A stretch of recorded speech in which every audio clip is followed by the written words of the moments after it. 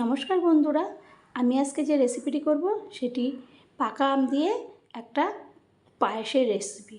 তো পায়েসও আমরা অনেক রকম করে খেয়ে থাকি আর পাকা আমকেও অনেক রকম করে ব্যবহার করে থাকি, কিন্তু আজকে এরকমভাবে করে দেখবেন, খুব ভালো লাগবে। আমি নিয়েছি একটা পাকা আম, তো আমি তারপরে আর একটাও নিয়েছিলাম। এরপরে পাকা আমগুলোকে কেটে পরিষ্কার করে আমি কেটে রাখবো। এদিকে আমি হাফ লিটার দুধ, লিকুইড দুধ কড়াইতে দিয়ে দেবো।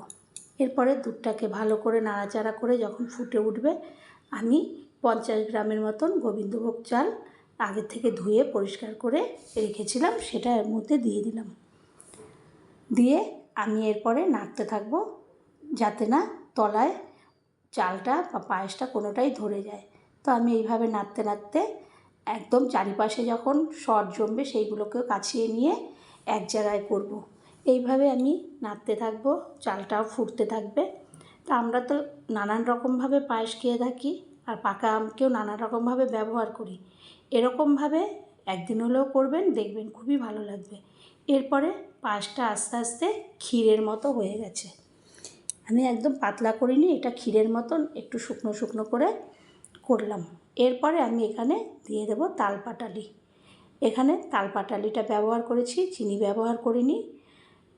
আর তালপাটালির সেন্টে খুব দুর্দান্ত হয়। এখানে আমি আর কিছুই ব্যবহার করিনি পায়েসে, এলাচ বা অন্য কিছু ঘিটি, কারণ পাকা আমের আর তালপাটালির যে সেন্টটা সেটা আর পাওয়া যাবে না অন্য কিছু দিলে। এরপরে আমি এটাকে ঠান্ডা হতে দেব। তো অল্প সময় অল্প উপকরণে আমি এই রেসিপিটা করব। এদিকে আমগুলোকেও আমি একদম টুকরো টুকরো করে, ছোট ছোট টুকরো করে দু পিঠ নিয়ে এরকমভাবে আমি প্লেটটার মধ্যে সাজিয়ে নিয়েছি সুন্দরভাবে। এরপরে পায়েসটা ঠান্ডা হলে আমি ওর ওপর থেকে পায়েসটাকে দিয়ে দেব, তার উপরে আবারও আম দিয়ে দেব। তো এটা একদম ভিন্ন ধরনের রেসিপি।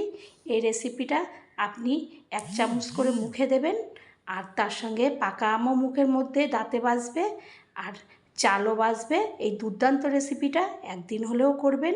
এই তালপাটালি দিয়ে খুবই ভালো লাগে খেতে। আর পাকা আমের তো আমরা পেস্ট করে দিয়ে থাকি, কিন্তু আজকে আমি এইভাবে দিলাম। এটা খেতে দুর্দান্ত লাগবে। পাকা আম মুখে পড়বে, আপনি মুখের মধ্যে দাঁতের মধ্যে আমও চিবাবেন আর পায়েসও নেবেন।